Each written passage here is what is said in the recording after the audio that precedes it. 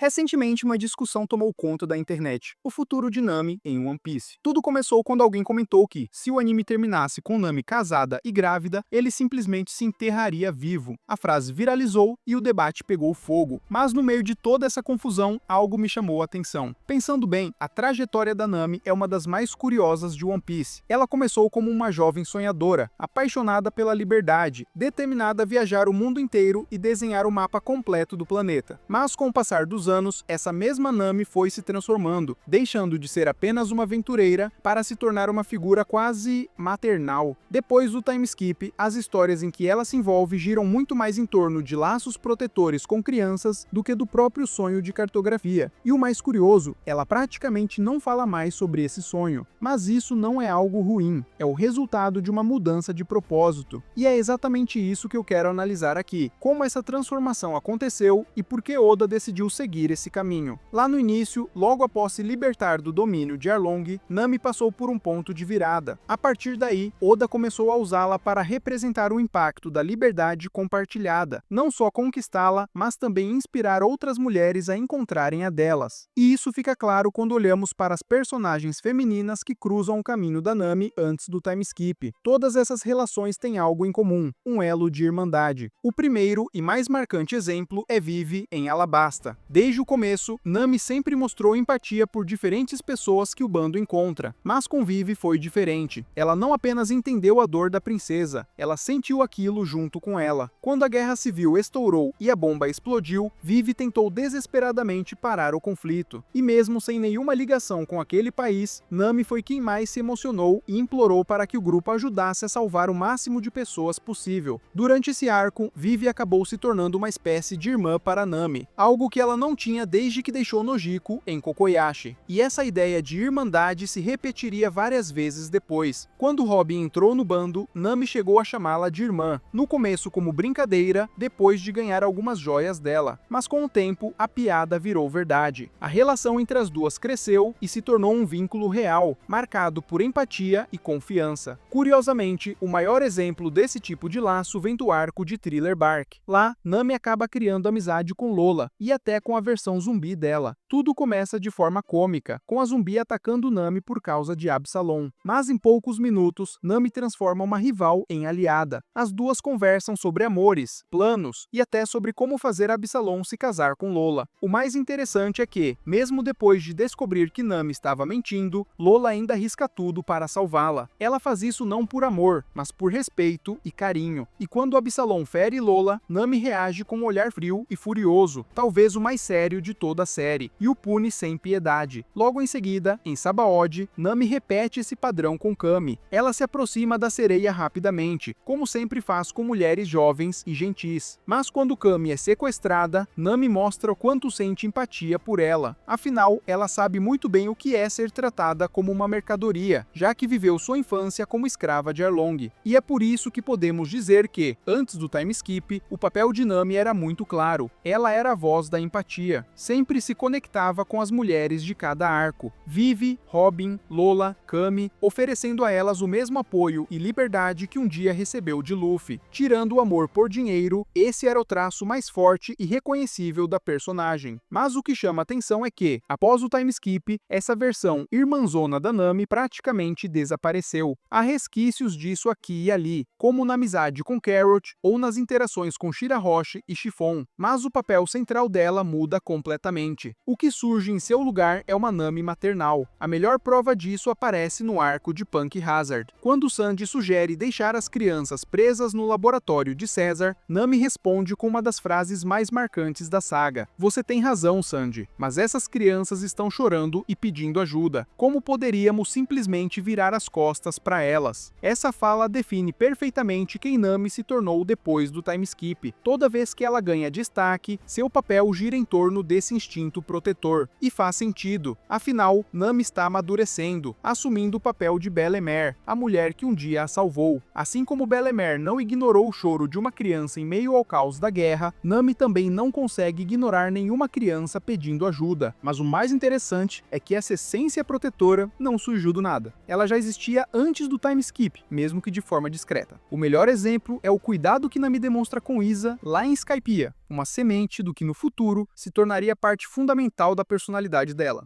O que antes era exceção, hoje é regra. Nami passou a assumir o papel de protetora nas sagas em que tem destaque, cuidando de personagens como as crianças de Punk Hazard, Momonosuke, Tama e até Bonnie. E agora, em Elbaf, o objetivo principal de Nami é justamente salvar as crianças controladas pelos Cavaleiros Sagrados. É uma mudança clara de foco e que vai muito além da história. Foi também no período pós-time skip que Oda começou a responder perguntas sobre os chapéus de palha no mundo real. E em um SBS do volume 76, ele revelou algo curioso. Se Nami não fosse uma pirata, ela seria professora de jardim de infância. Pode parecer brincadeira, mas essa resposta diz muito sobre como Oda enxerga a personagem hoje. Antes do time skip, é quase certo que a resposta seria outra. Talvez cartógrafa, meteorologista, algo ligado aos mapas e ao clima, que eram sua grande paixão na época. Mas agora, a nova Nami de Oda é movida por outra vocação: cuidar. Em vez de explorar o mundo, ela se tornou alguém que quer proteger o próximo. E é difícil lembrar da última vez em que ela mencionou a palavra mapa depois do time skip. Talvez tenha acontecido, mas o fato de não ser mais marcante já mostra o quanto a personagem mudou. Em contrapartida, as cenas em que ela cuida de crianças são incontáveis. E longe de ser algo negativo, isso é simplesmente o que Nami se tornou. Sua trajetória atual é moldada por esse instinto maternal, que aparece com força total em momentos como sua luta contra Uchi. Ali, ela não estava apenas lutando por si mesma, mas para proteger Tama. E o mais simbólico é que, para isso, ela chegou até a formar uma aliança temporária com Big Mom, a representação mais distorcida e intensa da maternidade em One Piece. Oda explora esse tema com muito mais profundidade do que parece. Ele deixou de escrever Nami como uma figura de irmandade feminina, e agora a molda como uma espécie de mãe simbólica dentro da tripulação.